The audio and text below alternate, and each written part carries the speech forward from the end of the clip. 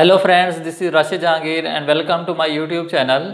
आज के इस वीडियो में हम किसी भी प्रॉब्लम की डेटाबेस को कैसे डिज़ाइन किया जाता है या उसकी ईआरडी कैसे बनाई जाती है, आज हम इसके बारे में बात करेंगे। तो चलें शुरू करते हैं। फॉर एग्जांपल आपको यहाँ पे मूवीज़ का डाटा नज़र आ रहा है। अब इस डाटा की बेस पे हम कैसे मूवीज़ का डाटाबेस डिज़ाइन कर सकते हैं या उसकी ईआरडी कैसे डिज़ाइन कर सकते हैं, ये हम देखते हैं। अब यहाँ पे आपको इस टेबल में एक कॉलम नज़र आ रहा है एक्टर्स के नेम्स का, और उसके बाद आपको यहाँ पे एक और कॉलम नज़र आ रहा है जिसमें डायरेक्टर्स के नाम लिखे हुए हैं और उससे आगे आपको राइटर्स के नाम लिखे हुए हैं। तो अगर आप गौर करें, एक्टर, डायरेक्टर और राइटर तीनों हमारे पास पर्सन्स हैं। तो अब यहाँ पे ये भी बात नोट करने वाली है कि यहाँ पे कुछ पर्सन्स के नाम आपको डुप्लीकेट नज़र आ रहे हैं। जैसे कि आपको आमिर खान यहाँ पे 3 टाइम्स नज़र आ रहा है। तो आपके पास पहला रूल ये होना चाहिए कि आपके डाटा में कोई भी डुप्लीकेशन वैल्यू नहीं होनी चाहिए। तो हमारे पास यहाँ पे ये बात पता चलती है कि हमारे पास इस टेबल में एक एंटिटी है पर्सन्स की। तो अब हम यहाँ पे इस टेबल से एक और टेबल बनाएंगे पर्सन्स का। तो अब आपको यहाँ पे नज़र आ रहा है कि मैंने उस प्रीवियस टेबल से यहाँ पे एक और नया टेबल बनाया है पर्सन्स का। तो यहाँ पे अब आप देख सकते हैं कि एक्टर्स के मैंने फर्स्ट नेम और लास्ट नेम और उसके बाद कुछ और एट्रीब्यूट्स ऐड करवाए हैं। तो अब इस टेबल में आपको एक्टर्स के नाम डुप्लीकेट नज़र नहीं आ रहे, लेकिन इसमें प्रॉब्लम यह है कि लास्ट कॉलम में आप देख रहे हैं कि लास्ट कॉलम में आपके पास कंट्रीज़ के नेम जो हैं वो डुप्लीकेट नज़र आ रहे हैं। यहाँ पे इंडिया मल्टीपल टाइम्स के लिए आपको नज़र आ रहा है। तो अब हमने ये रिमूव करना है। तो अब हम कंट्रीज़ का अलग टेबल बनाएंगे। तो उस टेबल की प्राइमरी की यहाँ पे पर्सन्स के टेबल में फॉरेन की के तौर पे यूज़ होगी। तो अब हमने यहाँ पे कंट्रीज़ का एक अलग टेबल बनाया और उसकी प्राइमरी की को पर्सन्स की टेबल में एज ए फॉरेन की यूज़ किया, जैसा कि आपको यहाँ पे नज़र आ रहा है। अब यहाँ पे आप पर्सन्स में देख सकते हैं कि आपको पहले 6 पर्सन्स आपको एक्टर्स नज़र आ रहे हैं, जबकि 7वें नंबर्स पे जो आपको नज़र आ रहा है वो एक डायरेक्टर है और 8वें नंबर पे हमारे पास एक राइटर है। तो अब यहाँ पे आपको डिफरेंट रोल के पर्सन नज़र आ रहे हैं, यानी कि पहले 6 आपको एक्टर्स नज़र आ रहे हैं, जबकि 7वें पे आपको डायरेक्टर नज़र आ रहा है और 8वें पे आपको राइटर नज़र आ रहा है। तो अब यहाँ पे हमने इन पर्सन्स के रोल डिफाइन करने हैं। तो अब हम एक रोल का टेबल यहाँ पे बनाएंगे। तो यहाँ पे मैंने एक रोल का टेबल बनाया और इसमें मैंने रोल्स को यहाँ पे डिफाइन किया कि एक्टर है, डायरेक्टर है या फिर राइटर है। तो यहाँ पे मैंने एक टेबल और बना लिया। अब हमने ये देखना है कि रोल का और पर्सन्स का आपस में क्या ताल्लुक़ है या आपस में क्या रिलेशन है। तो इसको डिस्कस करने से पहले हम एक एग्जांपल देखते हैं। जैसे कि आपको यहाँ पे एक एग्जांपल नज़र आ रही है। मैंने एक मूवी का डाटा लिया है तारे ज़मीं पर। अब यहाँ पे इस मूवी में एक एक्टर है आमिर खान। तो आमिर खान ने इस मूवी में 2 रोल प्ले किए हैं। यहाँ पे आमिर खान एक्टर भी है और यहाँ पे आमिर खान डायरेक्टर भी है। तो यहाँ पे हमारे पास एक पर्सन मल्टीपल रोल्स प्ले कर रहा है, यानी कि आपको पर्सन टू रोल आपको 1 to many रिलेशनशिप मिल रहा है, यानी कि एक पर्सन मल्टीपल रोल्स प्ले कर रहा है। अगेन इसी तरह इस मूवी में आपको एक्टिंग में मल्टीपल पर्सन मिलेंगे। तो यहाँ पे आपको एक रोल में मल्टीपल पर्सन मिल रहे हैं। तो यहाँ पे भी 1 to many रिलेशनशिप है। तो दोनों टेबल्स, यानी कि अगर हम रोल का और पर्सन्स का आपस में रिलेशनशिप बनाएं तो हमारे पास मैनी टू मैनी रिलेशनशिप बनता है। तो मैनी टू मैनी रिलेशनशिप को रिजॉल्व करने के लिए हम एक थर्ड टेबल बनाते हैं। तो यहाँ पे हमने थर्ड टेबल बनाया और रोल की प्राइमरी की इसमें फॉरेन की यूज़ हुई और उसकी प्राइमरी की पर्सन्स की टेबल की यहाँ पे थर्ड टेबल में एज ए फॉरेन की यूज़ हुई। अब हमने इस प्रॉब्लम को सॉल्व किया एक थर्ड टेबल के साथ। इससे नेक्स्ट हमारे पास बारी आती है मूवीज़ की। तो अब हम यहाँ पे इस टेबल में देख रहे हैं, जैसे हमने पर्सन्स के लिए एक अलग टेबल बनाया था क्योंकि पर्सन्स के नाम डुप्लीकेट थे। तो अब यहाँ पे देखें कि मूवीज़ के नेम भी आपको डुप्लीकेट नज़र आ रहे हैं, यानी कि आपको यहाँ पे आई एम कलाम 3 टाइम्स नज़र आ रहा है, फिर उसके बाद तारे ज़मीन पर आपको 2 टाइम्स नज़र आ रहा है और उसके बाद आपको 3 इडियट्स 2 टाइम नज़र आ रहा है। तो अब यहाँ पे क्योंकि मूवीज़ के नेम रिपीट हो रहे हैं तो हम इनके लिए एक अलग टेबल बनाएंगे मूवी नेम से। और इसके बाद यहाँ पे आपको मूवी टाइप नज़र आ रही है कि यहाँ पे मूवी किस टाइप की है, ड्रामा टाइप की है या कॉमेडी टाइप की है, तो ये भी वैल्यूज़ रिपीट हो रही हैं, तो इसके लिए भी हम एक अलग टेबल बनाएंगे। तो अब आपको यहाँ पे नज़र आ रहा है कि मैंने मूवीज़ के लिए एक अलग टेबल बनाया है, और इसके लिए आपको यहाँ पे नज़र आ रहा है कि मूवीज़ के नेम रिपीट नहीं हो रहे हैं। यहाँ पे पहली रो में आपको आई एम कलाम नज़र आ रहा है, सेकंड रो में आपको तारे ज़मीन पर नज़र आ रहा है, और थर्ड नंबर पे आपको 3 इडियट्स नज़र आ रहा है। तो यहाँ पे मूवीज़ के नेम रिपीट नहीं हुए। उसके बाद मैंने कुछ एट्रीब्यूट्स ऐड करवाए हैं मूवीज़ के, कि मूवीज़ की डिस्क्रिप्शन ऐड करवाई है, उसके बाद रिलीज़ डेट और बाकी भी मूवीज़ के मैंने एट्रीब्यूट्स ऐड करवाए हैं। अब यहाँ पे हमने मूवीज़ की टाइप डिस्कस करनी है कि ये मूवी किस टाइप की है, आया कि ये मूवीज़ एक्शन टाइप है या ड्रामा टाइप है या फिर हमारे पास कॉमेडी टाइप की मूवी है।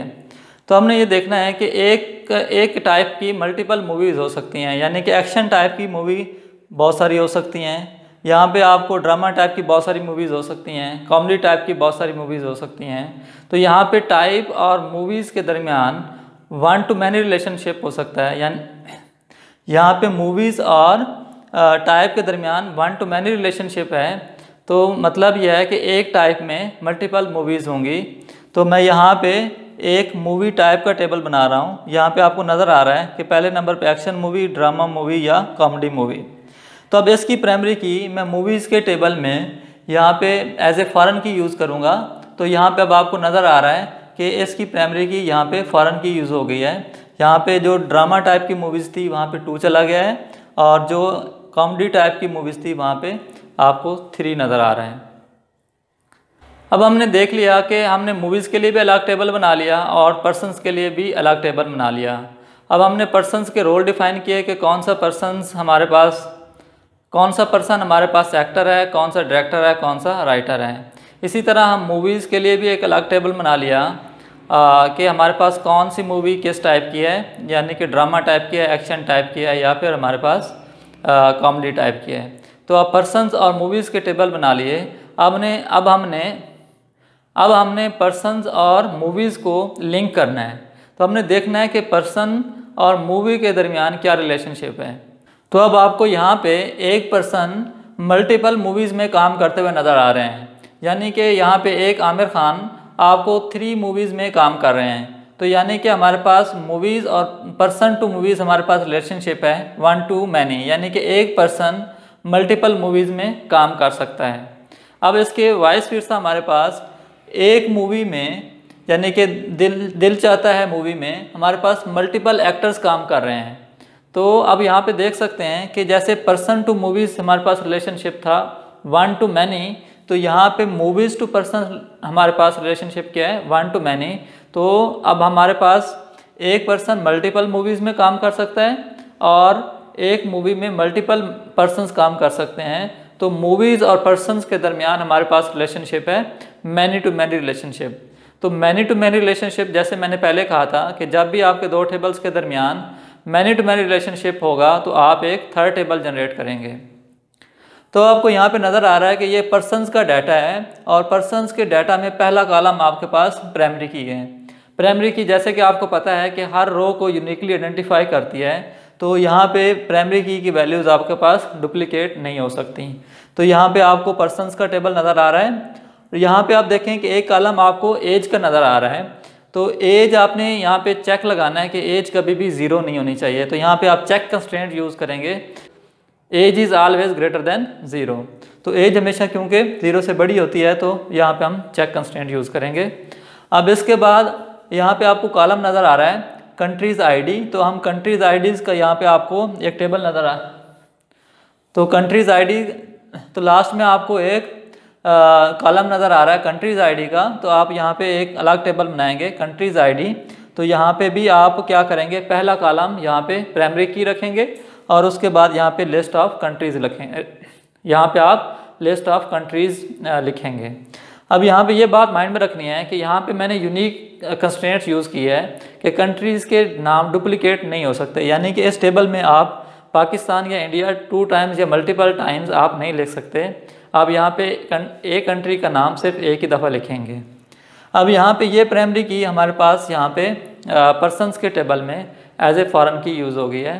तो यहाँ पे आप देख सकते हैं कि जितने भी एक्टर्स हैं आपको उनके आगे 2 नज़र आ रहे हैं, तो यानी कि ये सारे पर्सन्स इंडिया से बिलोंग करते हैं।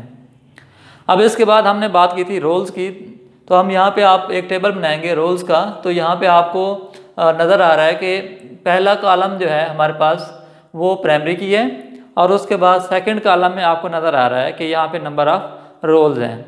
यहाँ पे आपको एक्टर नज़र आ रहा है, डायरेक्टर नज़र आ रहा है और राइटर नज़र आ रहा है। बिल्कुल इसी तरह भी यहाँ पे मैंने यूनिक कंस्ट्रेंट यूज़ किया है कि यहाँ पे रोल्स भी मल्टीपल या डुप्लीकेट नहीं हो सकते। यहाँ पे मैं एक्टर्स 2 टाइम्स या मल्टीपल्स टाइम नहीं लिखूँगा। यहाँ पे एक्टर एक ही दफ़ा आएगा, राइटर एक ही दफ़ा आएगा, डायरेक्टर एक ही दफ़ा आएगा।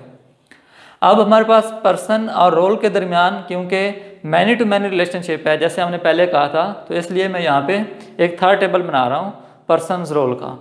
अब यहाँ पे इसकी प्राइमरी की यहाँ पे एज ए फॉरेन की यूज़ हो रही है, यानी कि इसमें सेकंड कॉलम हमारे पास क्या है, फॉरेन की है, और इसमें थर्ड कॉलम भी हमारे पास क्या है, फॉरेन की है। तो थर्ड कॉलम हमारे पास रोल के टेबल से लिंक हो जाएगा और सेकंड कॉलम हमारे पास पर्सन्स के टेबल से लिंक हो जाएगा। अब यहाँ पे आपको टॉप पे मूवीज़ का टेबल नज़र आ रहा है, तो यहाँ पे मूवीज़ के टेबल में मूवीज़ का नाम है, उसकी डिस्क्रिप्शन है, रिलीज़ डेट है और बाकी एट्रीब्यूट्स हैं। और लास्ट कॉलम में आपको नज़र आ रहा है कि लास्ट कॉलम में मैंने मूवी टाइप का एक कॉलम बनाया है, यानी कि यहाँ पे मूवी टाइप का एक टेबल बनाऊँगा, तो यहाँ पे आपको मूवी टाइप का एक टेबल नज़र आ रहा है। तो यहाँ पे मूवी टाइप एक्शन मूवी है, कॉमेडी मूवी है या फिर ड्रामा टाइप की मूवी है, तो यहाँ पे हम वो टेबल बनाएंगे। तो पहले कॉलम हमारे पास यहाँ प्राइमरी की होगा और सेकंड कॉलम हमारे पास यहाँ पे यूनिक कंस्ट्रेंट अगेन यूज़ होगी, क्योंकि एक कैटेगरी अगेन डुप्लीकेट नहीं हो सकती। तो अब हमने इस मूवी टाइप को अगेन लिंक करना है किसके साथ, मूवीज़ के टेबल के साथ। अब क्योंकि एक टाइप में मल्टीपल मूवीज़ हो सकती हैं, तो यहाँ पे 1 टू मैनी रिलेशनशिप बना, तो यहाँ पे इसकी प्राइमरी की यहाँ पे मूवीज़ के टेबल में एज ए फॉरेन की यूज़ होगी। अब हमारे पास मूवीज़ का टेबल भी बन गया और पर्सन्स का टेबल भी बन गया। तो अब हम लास्ट में यहाँ पे आपको नज़र आ रहा है कि मैंने कास्ट का एक टेबल बनाया कि कौन सा पर्सन किस मूवी में काम कर रहा है। तो यहाँ पे आपको नज़र आ रहा है कि यहाँ पे दूसरा कॉलम हमारे पास मूवी आईडी है, यानी कि कौन सी मूवी की कास्ट के बारे में हम बात कर रहे हैं। तो यहाँ पे मूवी आईडी आएगा, तो ये एज ए हमारे पास फॉरेन की है और जो कि लिंक हो रहा है मूवीज़ के टेबल के प्राइमरी की के साथ। अब इसमें आपको थर्ड में एक्टर का आईडी नज़र आ रहा है कि एक्टर कौन सा है। अब क्योंकि एक्टर हमारे पास सारे के सारे रोल्स के टेबल में या रोल्स पर्सन रोल के टेबल में स्टोर हैं। अब आपको थर्ड कॉलम में एक्टर आईडी नज़र आ रहा है जो कि फॉरेन की है और ये लिंक है हमारे पास पर्सन्स रोल के प्राइमरी की के साथ। ये वाला कॉलम हमारे पास बता रहा है कि इस मूवी में कौन सा एक्टर काम कर रहे हैं, जबकि आपको फिफ्थ कॉलम में नज़र आ रहा है कि यहाँ पे लिंक है ये वाला फॉरेन, ये फॉरेन की हमारे पास लिंक है जो कि रिप्रेजेंट कर रही है डायरेक्टर आईडी को। ये भी लिंक है हमारे पास अगेन पर्सन रोल के टेबल के साथ। इसी तरह हमारे पास अगले कॉलम में राइटर का आईडी है जो कि अगेन फॉरेन की है और ये भी लिंक है किसके साथ, पर्सन्स के पर्सन रोल के टेबल के साथ। अब हमारे पास मूवीज़ का डिज़ाइन कंप्लीट हो गया है। तो अब हम देखते हैं कि इस डिज़ाइन में डाटा कैसे फ्लो कर रहा है। तो यहाँ पे देखें कि मूवीज़ के टेबल में, तो अब यहाँ पे देखें कि मूवी कास्ट के टेबल में मूवी आईडी के अगेंस्ट हमारे पास 2 नज़र आ रहा है। अब 2 लिंक हो रहा है मूवीज़ के टेबल के साथ और 2 के अगेंस्ट हमारे पास मूवी है तारे ज़मीं पर। तो अब हमारे पास इसका मतलब यह है कि हम तारे ज़मीं पर मूवी की कास्ट के बारे में बात कर रहे हैं। अब इसके अगेंस्ट हम देखते हैं कि ये मूवी किस टाइप की है। तो आपको लास्ट कॉलम में 2 नज़र आ रहा है जो कि रिप्रेजेंट कर रहा है यहाँ पे कि ये ड्रामा टाइप की मूवी है।